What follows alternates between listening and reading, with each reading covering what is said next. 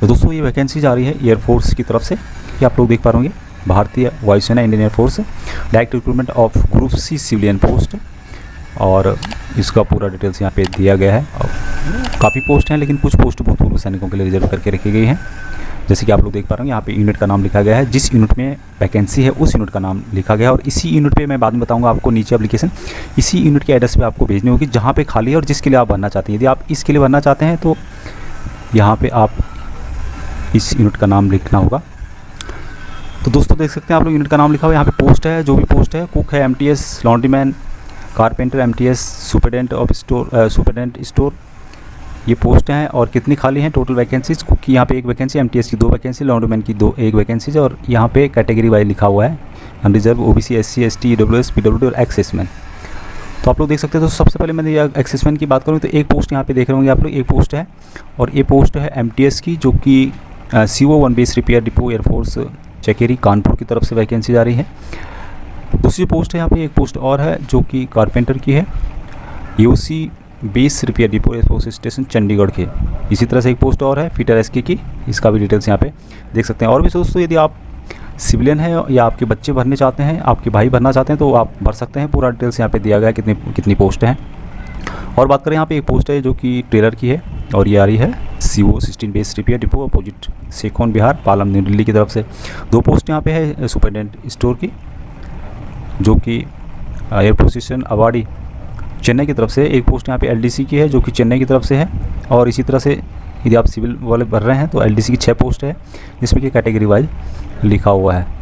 आगे दोस्तों बात करें यहाँ पे और पोस्ट की, तो पूरा आप लिख सकते हैं यहाँ पे। एक पोस्ट है कि MTS की है जो कि इलाहाबाद की तरफ से आ रही है। उसी तरह से एक पोस्ट और है यहाँ पे जो कि सुपरडेंट स्टोर की है, जो कि महाराष्ट्र नासिक की तरफ से है।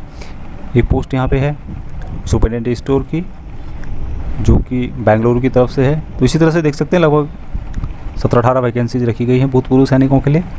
इसके लिए जो एज रखी गई है दोस्तों 18 से 25 साल के जो भी हैं अप्लाई कर सकते हैं। और जो रिलैक्सेशन दिया जाएगा OBC को 3 साल का, 5 साल का SC ST को, और 10 साल का जो बिलोंगिंग PWD कैटेगरीज हैं। एक्सेसमैन को जिन्होंने भी कम से कम 6 महीने फौज में नौकरी की है, चाहे वो बोर्ड आउट हैं कुछ भी हैं, वो इसके लिए अप्लाई कर सकते हैं। और बाकी यहाँ पे जो रिलैक्सेशन है गवर्नमेंट सेंट्रल गवर्नमेंट के रूल के हिसाब से आपको दिया जाएगा। इसके लिए जो इसेंशियल क्वालिफिकेशन और पे स्केल है उसका डिटेल्स यहाँ पे दिया गया है। सुपरडेंट स्टोर लेवल 4 की तनख्वाह 7 CPC के अंतर्गत। इसके लिए दोस्तों एक एसेंशियल है, एक डिजायर लिखा हुआ है, एसेंशियल जरूरी है, और डिजायर यदि आपके पास है तो ठीक है, नहीं भी है तो तब भी चलेगा, आप अप्लाई कर सकते हैं। एसेंशियल इसके लिए ग्रेजुएशन रखा गया है, और एक्सपीरियंस आपके पास स्टोर कीपिंग अकाउंट्स का आपके पास एक्सपीरियंस होना चाहिए, चाहे आपने पब्लिक या फिर प्राइवेट सेक्टर कहीं भी काम किया हो। लोअर डिवीजन क्लर्क LDC की लेवल 2 की तनख्वाह 7 CPC के अंतर्गत। 12th पास होना चाहिए दोस्तों, और टाइपिंग स्पीड होनी चाहिए 35 वर्ड पर मिनट इंग्लिश की, 30 वर्ड पर मिनट हिंदी की। स्टोर कीपर की लेवल 2 की तनख्वाह मिलेगी। इसेंशियल 12th पास रखा गया, और डिजायरेबल रखा गया एक्सपीरियंस होना चाहिए आपको handling store and keeping accounts का, प्राइवेट या पब्लिक सेक्टर का। कुक के लिए दोस्तों मैट्रिक पास होना चाहिए और 1 ईयर का एक्सपीरियंस होना चाहिए ट्रेड में। पेंटर लेवल 2 की तनख्वाह 10th पास होना चाहिए, और ITI सर्टिफिकेट होना चाहिए। एक्सप्रेस सर्विसमैन जो भी एक्सेसमैन यूनिट से जो आपको सर्टिफिकेट मिला हुआ है उसके बेस पे आप लोग अप्लाई कर सकते हैं। नेक्स्ट जो है कारपेंटर स्किल्ड, इसके लिए भी यहाँ पे देख सकते हैं आप लोग। उसी तरह से दोस्तों और भी यहाँ पे देख सकते हैं आप लोग। MTS की बात करें, MTS में लेवल 1 की तनख्वाह मिलेगी। मैट्रिक 7 के हिसाब से इसेंशियल रखा गया, इसके लिए मैट्रिक पास और 1 साल का एक्सपीरियंस होना चाहिए वॉचमैन का। यहाँ पे पोस्ट देख सकते हैं आप लोग। मोड ऑफ सिलेक्शन किस तरह से होने वाला है, एप्लीकेशन जिन्होंने भी सही प्रकार से भर के दिए हैं, ठीक ठाक भर के दिए हैं, पूरे डॉक्यूमेंट दिए हैं, उनके डॉक्यूमेंट को चेक किया जाएगा। जो भी एलिजिबल कैंडिडेट हैं उनको कॉल लेटर भेजा जाएगा रिटन टेस्ट के लिए। एलिजिबल कैंडिडेट जो भी हैं दोस्तों उनको बुलाया जाएगा रिटन टेस्ट के लिए, और रिटन टेस्ट होगा जो जब वो लेटर देते हैं तो उसमें लिखा होगा, मेंशन किया होगा कहाँ पे होगा। जो सिलेबस होगा उसका डिटेल्स LDC के लिए general intelligence, general English, numerical aptitude और जनरल अवेयरनेस से रिलेटेड क्वेश्चन आएंगे। स्टेनोग्राफर के लिए भी यहाँ पे इसका डिटेल देख सकते हैं। MTS के लिए दोस्तों जिसमें कि लॉन्ड्रीमैन है, सहायक है, मेस स्टाफ है, वॉलंटियर्स, इनके लिए general intelligence, reasoning, numerical aptitude, general English और जनरल अवेयरनेस से रिलेटेड क्वेश्चन आएंगे। पेपर होगा हिंदी और इंग्लिश में होगा। उसके अलावा अदर ट्रेड जो हैं उनके लिए क्या क्या पेपर में आएगा, general intelligence, reasoning, numerical aptitude, general English, general awareness और ट्रेड से रिलेटेड क्वेश्चन पूछे जाएंगे। लास्ट डेट अप्लाई करने की दोस्तों 30 दिन लिखा हुआ है। जब से रोज़गार समाचार में इस वैकेंसी से संबंधित ऐड प्रकाशित हो जाएगा तब से 30 दिन के अंदर भर सकते हैं। तो मुझे मेरी जानकारी के अनुसार दोस्तों लगभग 9 या 10 तारीख को इससे रिलेटेड न्यूज़पेपर में आने की संभावना थी इसकी, और मुझे क्लियर नहीं है, लेकिन 9-10 तारीख को पहले बता रहे थे इसके बारे में। आप लोग एक बार एम्प्लॉयमेंट न्यूज या फिर रोज़गार समाचार को चेक कर सकते हैं 6, 7, 8, 9, 10, 11 के, उसमें लिखा होगा। तो यदि आप 10 तारीख को मानें कि 10 तारीख को यदि इन्होंने इससे रिलेटेड वैकेंसीज़ का नोटिफिकेशन आउट कर दिया है 10 अगस्त को, तो 10 सितंबर तक आपका एप्लीकेशन पहुंच जाना चाहिए। कैसे अप्लाई करना है दोस्तों पहले बताया मैंने, लेकिन जो अप्लाई करने का है उसके बारे में यहाँ पे लिखा गया है कि एलिजिबल कैंडिडेट एयरफोर्स स्टेशन का नाम आपको लिखना होगा, जो कि ऊपर लिखे हुए जहाँ पे वैकेंसीज है, क्वालिफिकेशन क्या क्या रखा गया उसके हिसाब से आप एप्लीकेशन को टाइप कर सकते हैं, जो कि नीचे बताऊंगा मैं हिंदी या इंग्लिश में। सपोर्टिंग डॉक्यूमेंट आपको लगाने होंगे जो भी लिखे हुए हैं, और जो आप लिफाफा देते हो उसके अंदर एक सिंगल लिफाफा होगा जिस पे 10 रुपये का स्टैम्प लगा होगा और जिसमें आपका एड्रेस लिखा होगा, क्योंकि वो रिटन टेस्ट के लिए आपको बुलाएंगे। तो उसी लिफाफे के अंदर आपका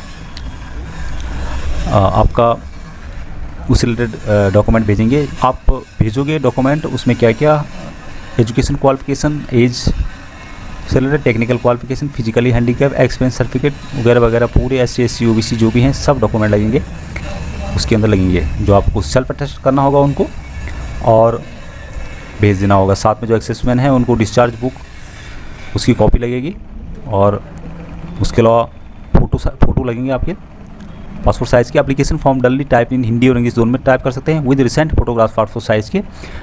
उनको आपको सिग्नेचर करना होगा कुछ। Any other supporting document self attested, self address जो मैंने पहले बताया था, एनी अदर डॉक्यूमेंट है उनको सेल्फ साइन करना होगा, और 10 रुपये का एक एनवलप जिसमें कि आपका एड्रेस लिखा होगा और 10 रुपये का स्टैम्प लगा होगा, उसके अंदर खाली डाल देना आपको, जिसमें कि आपने अपना एड्रेस लिख देना है। और जो आप एप्लीकेशन भेज रहे हो एयरफोर्स स्टेशन के लिए, उसके ऊपर सबसे ऊपर लिखना आपने application for the post of, यदि MTS के लिए भर रहे हैं तो MTS लिखना है, यदि अदर के लिए भेज रहे हैं तो अदर लिखना है, and category general ST SC OBC जो भी हैं वो आपको लिखना होगा, और उसके बाद नीचे एड्रेस लिखना है जो जिस यूनिट के लिए भेज रहे हैं।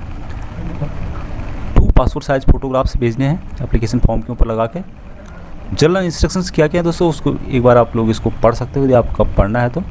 एप्लीकेशन जो फॉर्म होगा वहाँ इस तरह से है परफॉर्मा, आप इसको टाइप भी करा सकते हैं। इसमें application for the post of, जिस पोस्ट के अलावा भर रहे हो यहाँ पे पोस्ट का नाम, इन द डैश यूनिट, कौन सा यूनिट है, जो मैंने यूनिट पहले बताए थे आपको, जिस यूनिट के लिए वैकेंसी है, यहाँ पे यदि वैकेंसीज है, यहाँ पे यदि वैकेंसीज है तो इसके लिए आप लोग भर रहे हैं तो ये इस यूनिट का एड्रेस लिखना होगा, और पोस्ट है यहाँ पे कुक।